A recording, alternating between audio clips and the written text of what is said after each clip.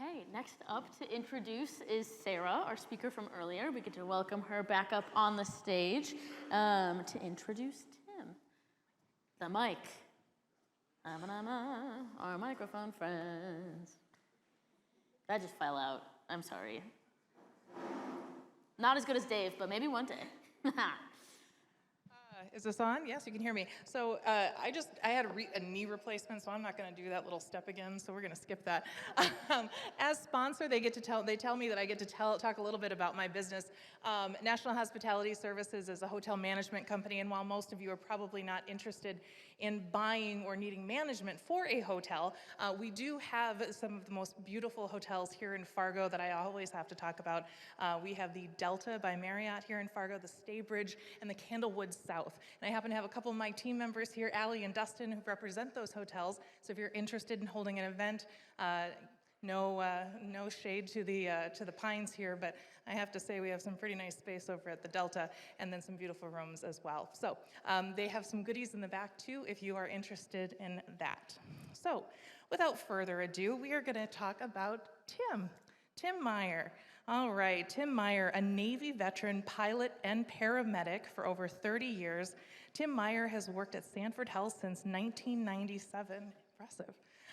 He began at Sanford as a flight paramedic, and he held multiple positions, landing to his current role as Senior Director of Emergency Services.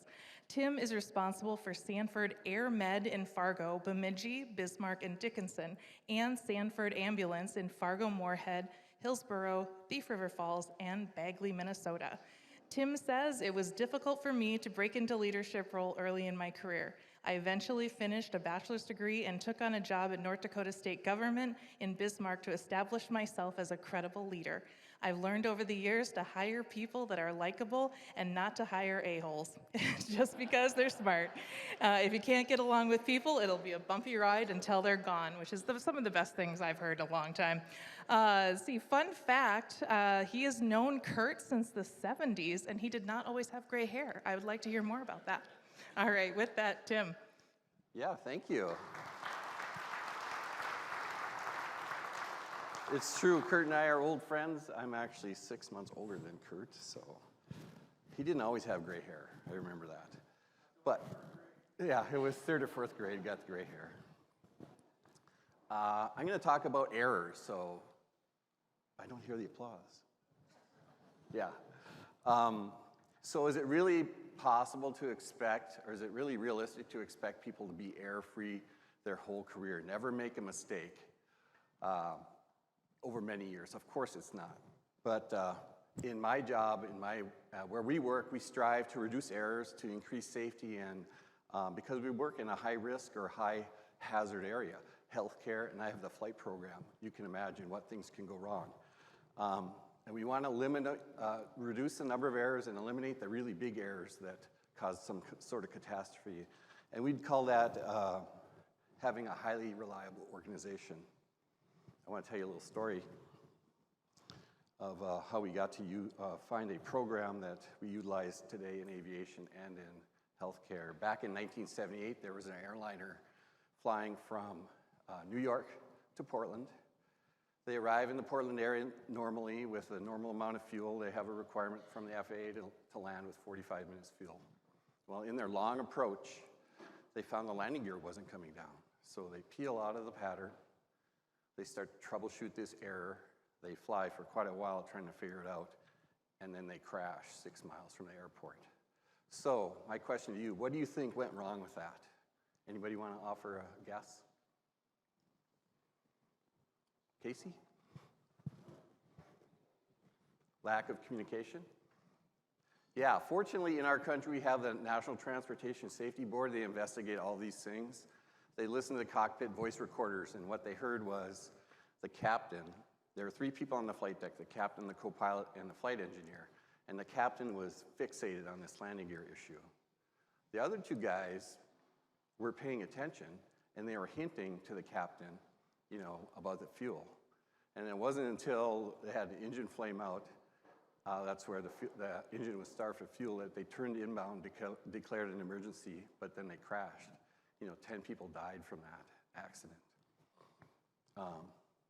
One of the outcomes from the investigation was a mandate from the FAA to do crew resource management, CRM, training for all flight crews. And with crew resource management, the idea is that you're using all the resources around you, be it technology or people, to help you reduce errors and increase safety.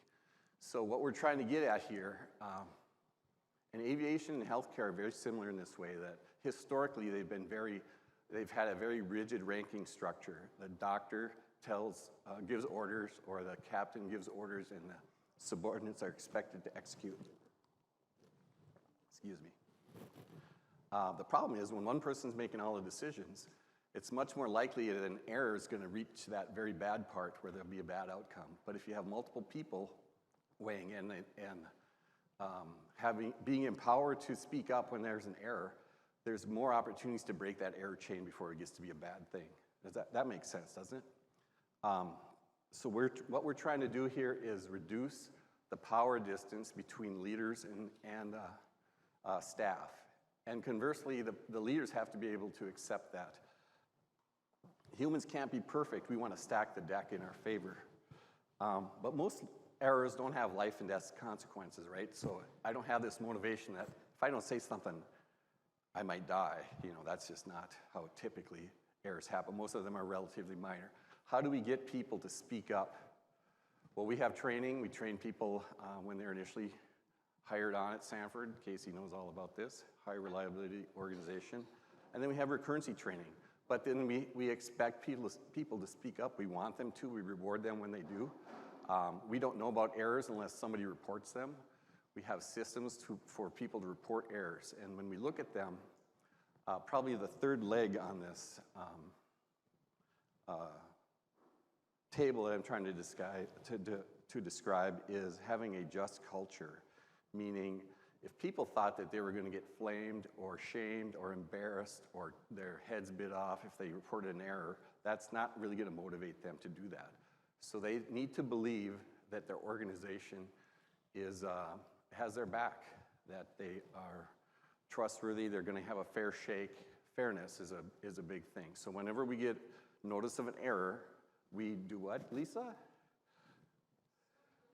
Assume good intent. I told her I'd call her out. Yes, we want to assume good intent because most people are not trying to screw you over, although we've heard some horror stories today, of course.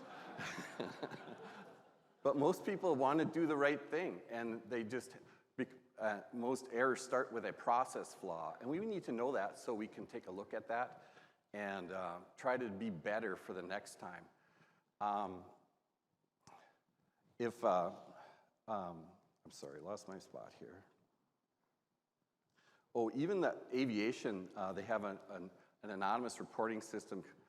So if a pilot has a bus and safety measure, right, and usually only the pilot knows or maybe a couple people know, they don't want to get in trouble with the FAA because that could lead to some action on their license. But they can report.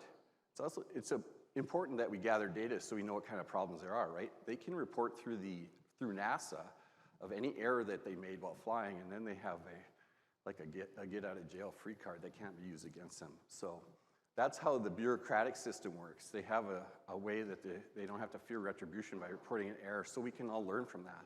Now, as a company or an organization, although my company is pretty big, we've got 50,000 employees, but it's a little more personal than a government bureaucracy.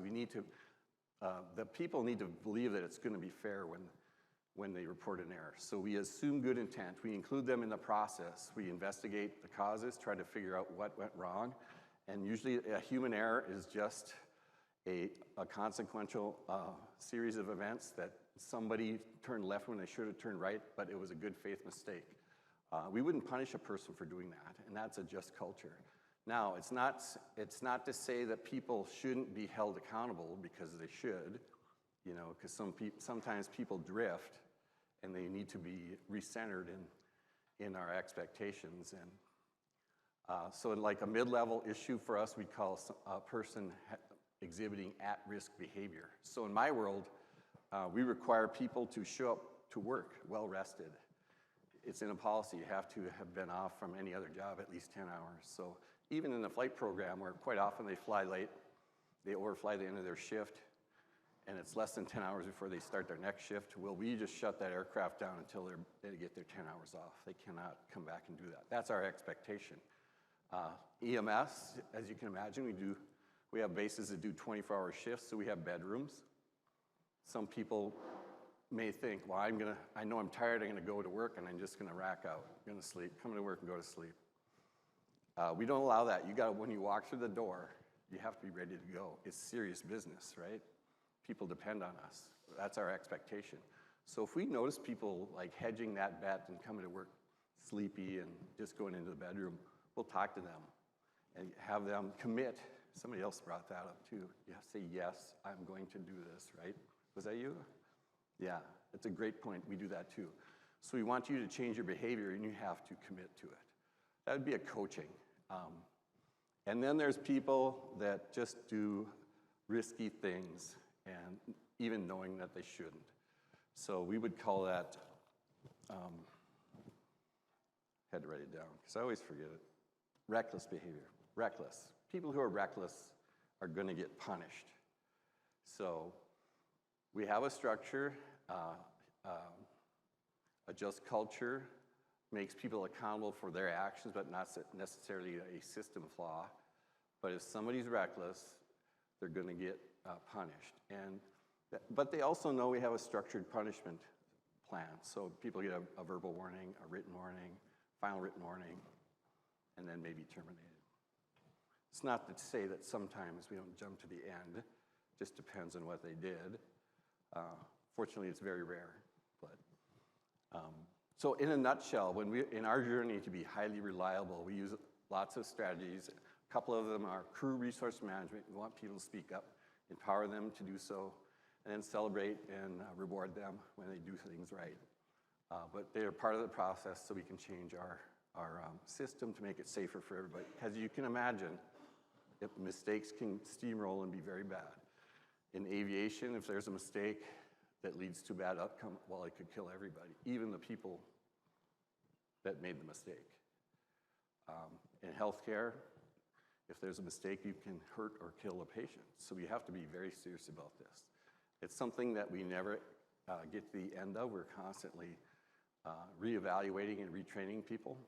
But the key issue here is empower your staff to speak up when they see a problem, give them that voice, and the leaders have to hear that too. So that's kind of high reliability in a nutshell. Anybody have a question for me?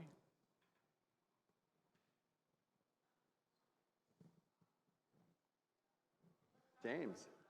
Well, James has a question.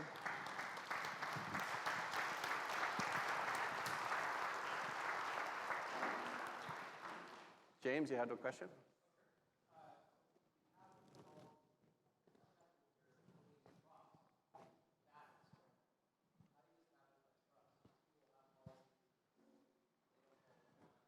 It's kind of like having kids. You got to be consistent, right? So when they see a crack in the armor, they're going to jump right into it and exploit that. But you got to be fair. Everybody gets the same shake at the apple. That's kind of how I see it. My HR person's nodding. So. Okay, thank you.